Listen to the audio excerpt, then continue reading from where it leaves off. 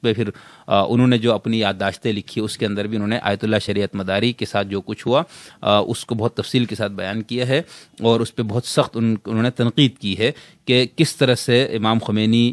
سے اختلاف کی وجہ سے ان کے اوپر عرصہ حیات تنگ کیا گیا آیت اللہ شریعت مداری کے اوپر۔ اب میں آپ کے سامنے آیت اللہ طالقانی کا بتاتا ہوں تھوڑا سا کہ ان کے ساتھ کیا سلوک ہوا، بہت اختصار سے، ٹھیک ہے، اس پہ تفصیل ہے بہت سے جگہوں پر، عربی میں جو کتابیں ہیں، انگلش میں ہے، اور اس حوالے سے جو اور لٹریچر دستیاب ہے۔ تو یہاں پر میں ایک اور نقطہ نظر بتاتا ہوں، یعنی ایک اور شخص آیت اللہ طالقانی کہ ان کے ساتھ کیا ہوا۔ ارشاد احمد حقانی صاحب کی کتاب انقلاب ایران ایک مطالعہ صفحہ نمبر 130 پہ لکھتے ہیں کہ دوسری طرف مجاہدین خلق ڈاکٹر علی شریعتی کے دوسرے پیروکاروں اور آیت اللہ طالقانی کے ہم خیال حلقوں سے بھی ان کے اختلافات پیدا ہونے شروع ہو گئے۔ ان کا ایک نمایاں اور حیران کن مظاہرہ انقلاب کے صرف 2 ماہ بعد اس وقت ہوا جب آیت اللہ طالقانی کے بیٹوں اور بہو کو عین دن کے وقت تہران کے ایک بازار سے پاسداران اٹھا کر لے گئے۔ آیت اللہ طالقانی آیت اللہ خمینی کی جلاوطنی کے زمانے میں انقلابی جدوجہد کے ایک ممتاز ترین رہنما تھے۔ وہ آزادی اظہار کے زبردست حامی اور اختلاف رائے کو برداشت کرنے کے قائل تھے۔ جن علماء نے IRP بنائی، ان کے ساتھ ان کا فکر و نظر کا اختلاف اب آہستہ آہستہ نمایاں ہو رہا تھا۔ یہ علماء نے جو جماعت بنائی تھی، چنانچہ اپنے بچوں کے اغوا کے واقعے کے خلاف بطور احتجاج وہ تہران سے چلے گئے اور چند روز تک اس پر کوئی تبصرہ نہ کیا۔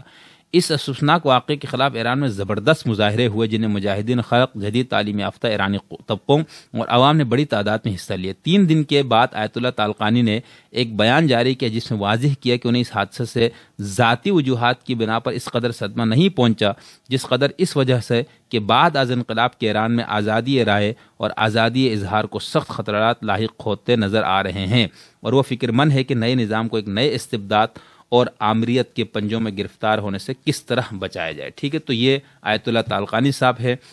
جن کے ساتھ پھر یہ ہوا اور پس پردہ ان کو ڈال دیا گیا۔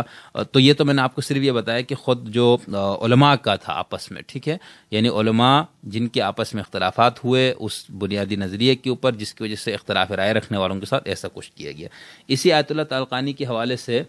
میں آپ کے سامنے شاہ کی آپ بیتی سے بھی ایک چھوٹا سا اقتباس آپ کے سامنے پیش کر کے اس پوائنٹ کو یہاں ختم کر کے پھر ہم اگلے پوائنٹ پہ جاتے ہیں۔ شاہ ایران کی جو آپ بیتی ہے اس کتاب کے صفحہ نمبر شاہ ایران اپنی کتاب میں لکھتے ہیں کہ قم کے ڈکٹیٹر پر، اب یہ امام خمینی کے حوالے سے انہوں نے بہت الفاظ اس طرح کے استعمال کیے، تو یہ لکھتے ہیں کہ قم کے ڈکٹیٹر پر ایک حملہ تو دائیں بازو کی جماعتوں کی طرف سے ہوا، دوسرا حملہ بائیں بازو کی طرف سے آیت اللہ طالقانی کے زیر قیادت ہوا جو اب اس دنیا میں نہیں رہے۔ مرحوم نے 3 جون کو نیشنل ڈیموکریٹک قائم کیا تھا اور ایک منشور شائع کیا تھا جس میں آیت اللہ خمینی کے الزامات کی ایک لمبی چوڑی فہرست دی تھی۔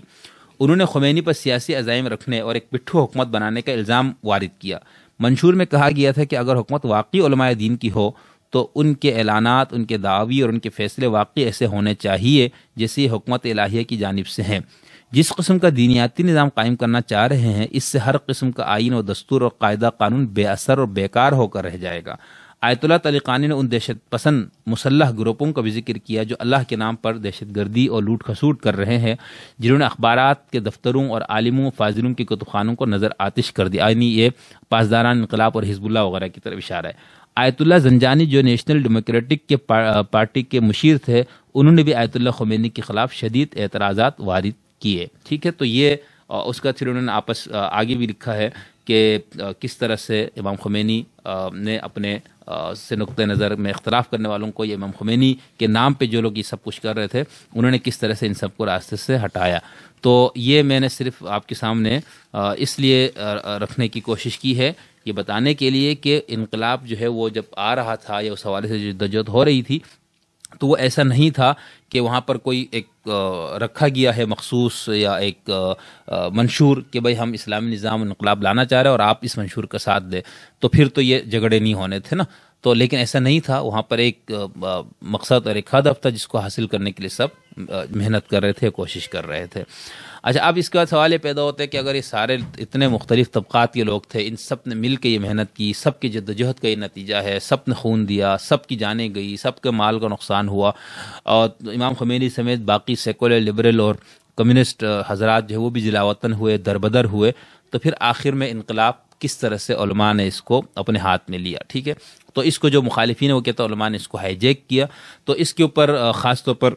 ارشاد احمد حقانی صاحب کی کتاب میں بہت مفصل اس پہ بحث ہے. آپ لوگ اگر دلچسپی رکھتے ہیں تو اس کتاب کو کہیں سے دیکھیں, اس میں آپ کے پاس موجود ہے تو اس کو دوبارہ پڑھے, اور نہیں ہے تو اس کو حاصل کر کے پڑھے.